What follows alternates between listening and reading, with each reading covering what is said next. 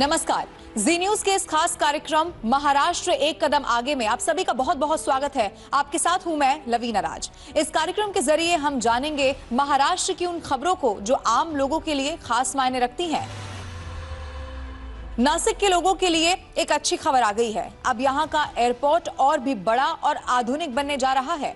मुख्यमंत्री देवेंद्र फडणवीस ने नए टर्मिनल की नींव रख दी है। मुख्यमंत्री का इस पर कहना है कि इससे और पर्यटन दोनों को बढ़ावा मिल सकेगा। आइए देखते हैं।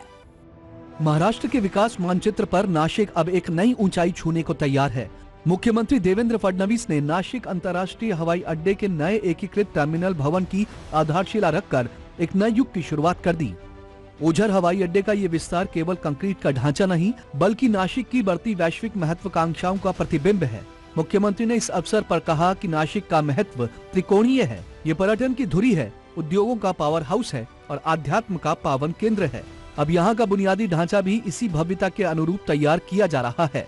ये नया टर्मिनल आधुनिक सुविधाओं, बड़े लाउंज और तेज इमिग्रेशन प्रोसेस से लैस होगा, जो न केवल यात्रियों का सफर सुगम बनाएगा बल्कि उत्तर महाराष्ट्र के व्यापारिक सपनों को सीधे अंतर्राष्ट्रीय बाजारों से जोड़ देगा।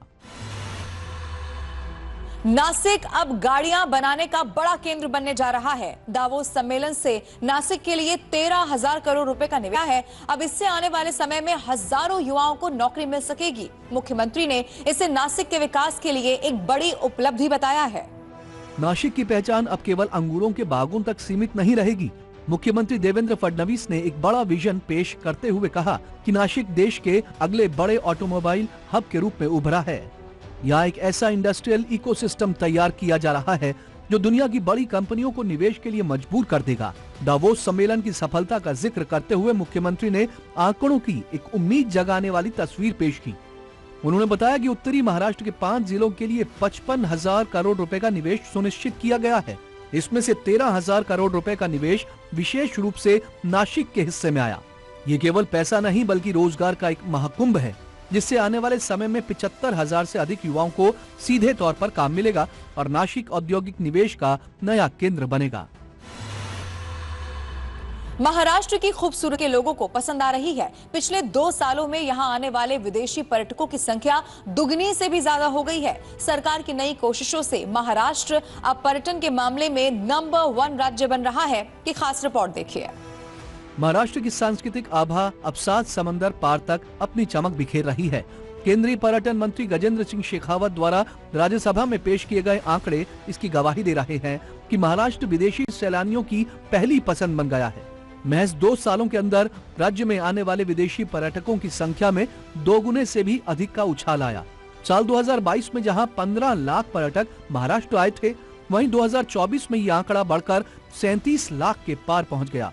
केंद्र और राज्य सरकार के साझा प्रयासों, अंतर्राष्ट्रीय रोड शो और सोशल मीडिया इन्फ्लुएंसर्स के साथ की गई ब्रांडिंग का ये सुखद परिणाम है। अजंता एलोरा की गुफाओं से लेकर कोंकण के किनारों और नासिक के मंदिरों तक मंत्रालय के विशेष अभियानों ने के लिए एक मस्ट विजिट डेस्टिनेशन बना दी। विदर्भ में अब उद्योगों की बाढ़ आने वाली है। बिल्कुल सही सुना आपने। नागपुर में हुए एक बड़े कार्यक्रम में मुख्यमंत्री ने बताया कि विदर्भ के विकास के लिए 4.5 लाख करोड़ रुपए का निवेश आ रहा है। अब उन छोटे जिलों में भी फैक्ट्रियां लगेंगी जहां पहले कोई काम धंधा हुआ नहीं करता था। विकास की ये लहर अब विदर्भ के अंचल में भी नई क्रांति ला रही है। नागपुर में आयोजित एडवांटेज विदर्भ 2026 महोत्सव में मुख्यमंत्री देवेंद्र फडणवीस ने स्पष्ट किया कि महाराष्ट्र का विकास तभी पूर्ण है जब वो समावेशी हो। विनिर्माण हो या सेवा क्षेत्र, विदर्भ अब हर मोर्चे पर आगे बढ़ रहा है। मुख्यमंत्री ने एक बड़ी घोषणा करते हुए बताया कि दावोस से आए कुल 30 लाख करोड़ रुपए के रिकॉर्ड निवेश में से लगभग 4.5 लाख करोड़ रुपए का भारी भरकम हिस्सा विदर्भ के लिए आवंटित किया गया है। सरकार की रणनीति उन जिलों पर विशेष ध्यान देने की है जहां अब तक उद्योगों की कमी थी।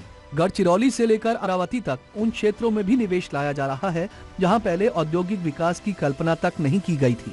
एडवांटेज विदर्भ अब राज्य के संतुलित विकास का नया प्रमाण बन चुका है। तो महाराष्ट्र एक कदम आगे में इस हफ्ते बस इतना ही। अगले हफ्ते नई विकास की खबरों के साथ एक बार फिर से आपसे मुलाकात होगी। नमस्कार।